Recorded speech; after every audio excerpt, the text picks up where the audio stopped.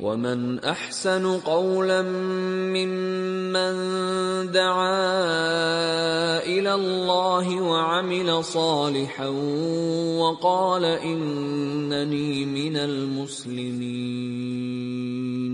So I'll tell you a story. I mean, this is a big thing that really like dove me down the debates and really like researching Islam a lot more. Around like 6 months in, I had this girlfriend and she was Protestant. She was Protestant, some Russian girl. And so at first I didn't tell her I was Muslim. This is before I was public about it. I kept everything to myself. I didn't want anyone to know except like really, really close friends. So I would talk to her about God. I would drop wisdom on her and she's like, oh my God, you're so smart. Like, you know how girls are, like, you're so smart. Like, oh, we're the men like you, like all this stuff.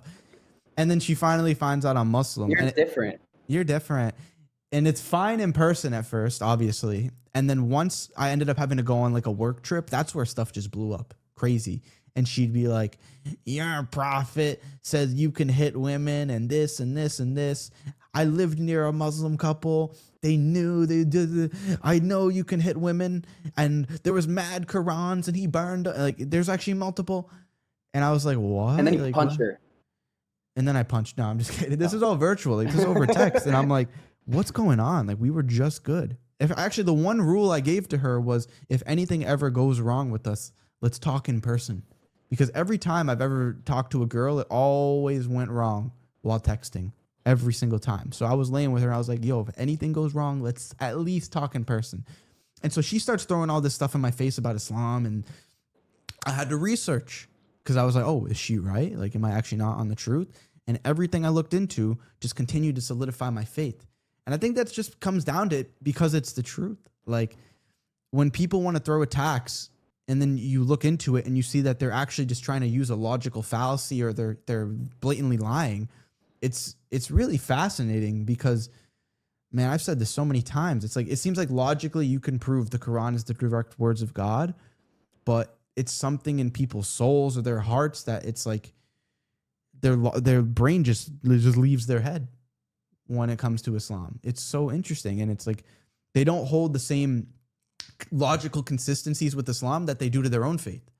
Like, to even talk about the Quran's preservation as a Christian is comical. Like, what are you saying? Are you being serious right now? Yeah, bro. I remember one time I cried in front of a girl and she just never respected me again. Never respected me again. That's tough. I mean, it's a good lesson to learn. And I was crying over something stupid. That was back when I was like in the crypto space and I was losing like 30K a day. And I was crying. We were at the club. Oh my gosh. I was like, I could have given this to my mom or something. like a straight up puss. And Yo, that actually is pretty heavy though, dude. I might be crying too. yeah, but I don't know, bro. Not in That's front of I'm sure you learned a lot from that.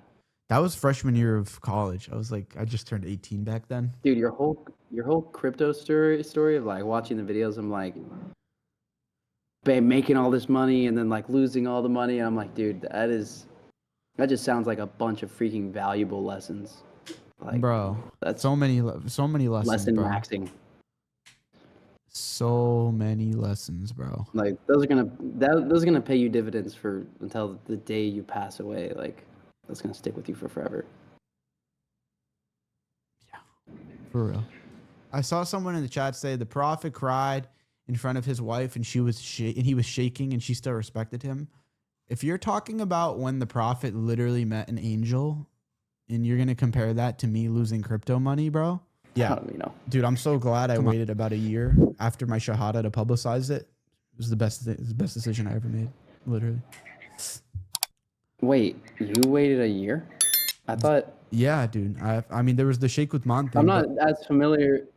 I'm not too familiar. I thought like that Sneeko clip. That. I took it there, but that wasn't like it wasn't publicized that I did take it. There was no like solidified yes or no. Until a year later, and then you just like. Until a year later. So what would happen is I would slowly start telling people in my circle I was Muslim. So it'd be like hometown friends, work friends, cab drivers, girlfriend. Remember I told you the girlfriend thing? She gave me a lot of pushback. As I slowly expanded my circle of who I told, I would get pushback. But I would get the perfect amount of pushback to where I could learn about the faith and solidify it more. Because if I just went from not knowing that much, not having iman, like faith, to everyone knowing and everyone hitting me with all the Islam dilemmas and this and that, my brain would have, overheated. But because I did it in increments, slowly expanding my circle, and every time I expanded, it was like, but the prophet's wife, but the Qurans are burned. And I'd be like, what? Oh, okay. I learned a bit more. Okay, my faith is solidified. I expanded my circle a bit more. New talking points that I had to learn. Okay, expand. And then I just snapped. And I was like, the bubble popped. How many people did you let know that you believe this in your life when it comes to like family? And then you went like YouTube about it. Well, that's the one thing I did terribly was let me think of the order. So it'd be like first work friends. So obviously I took my Shahada with Sneeko. And so then some people in our circle knew, like Sakeb, my boy, who I spent a lot of time with on making like Boston Robber and Free America. So it was me and him a lot of the time, actually. You know Sakeb, obviously, the guy I make the short films with. So the way I actually even learned to pray was just while making these short films, me and him would pray the whole time. We'd do our best to hit 5 prayers a day. So I'd hear him praying, the Fatiha. I'd slowly be learning it. Every single prayer, it's like my knees would start becoming a little bit more flexible. So I had a tangible thing to see how I was with staying consistent with praying.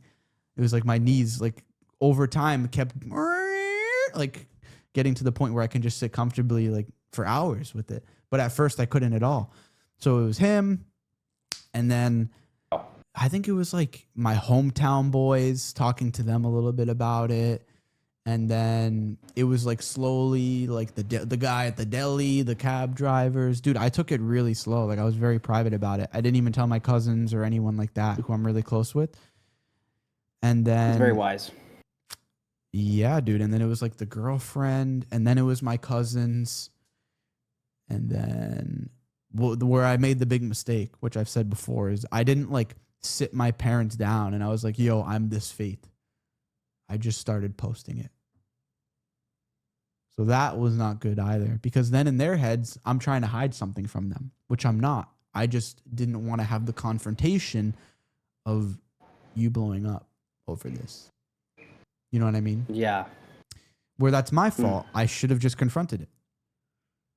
And that's not the faith that told me not to confront it. That's my own personal mistake. Last Thanksgiving, this is like right after I started giving dawah. So I was shitting my pants to go home and have to deal with this with everyone. And my aunt, I sit down with her and she looks at me, what's been going on with you? What's all this stuff? And 60 seconds of conversation, I said, yo, and Pat, like, we believe in Jesus. Like, you pray to God alone. And she's not religious or nothing like that, but you just kind of simplify it and explain it to them in your own voice. And like, oh, all right, that's not so bad. That's not so bad, And then what happens for me personally is like everything will be kind of fine in person a bit, maybe a couple blow-ups. And then once you go away and they start seeing the videos and what you're saying online and the comments and this and that, that's when stuff blows up a lot more. So I was also a bit like, Thanksgiving is coming up again this year, which is sad because it always used to be my favorite holiday. And it was perfectly fine. It was perfectly fine. In fact, I even had a funny interaction when I was sitting down with my uncle and my aunt, and we're watching TV, and my aunt's looking at this nature documentary, and she's like, there's 25 different types of monkeys. You got 12 different types of cockroaches. You got beetles. You got lions and tigers. How does this even happen? How does this even come to be? And I looked at her and I was like, Aunt Pat, that's all law. And I started dying laughing because it's like that was the first time we even like mentioned the elephant in the room the whole Thanksgiving. And then my uncle looks at me and he's like, Allah just means God. Like, what are you making jokes about? And I was like, yeah, I know. Like, thank you. And then my aunt was like, you know what? Great. You know what? We're only born into this faith because our parents were it. It's about time someone switched it up. So I feel like by actually confronting it and just dealing with it head on and showing them that you're a better person and you're more patient. And a big thing is don't just try to be judgy with them. Like don't try to make them in any way feel bad because they're still drinking or they're eating this or they're sleeping around. Hit them with compassion. That's what works every time. Because I think a lot of family felt like I was getting on a bit of a high horse with stuff where it's like, I'm not drinking, I'm not sleeping with women. And they thought that I thought I was better than them for that, even though I didn't. So I made sure to like really be conscious of that.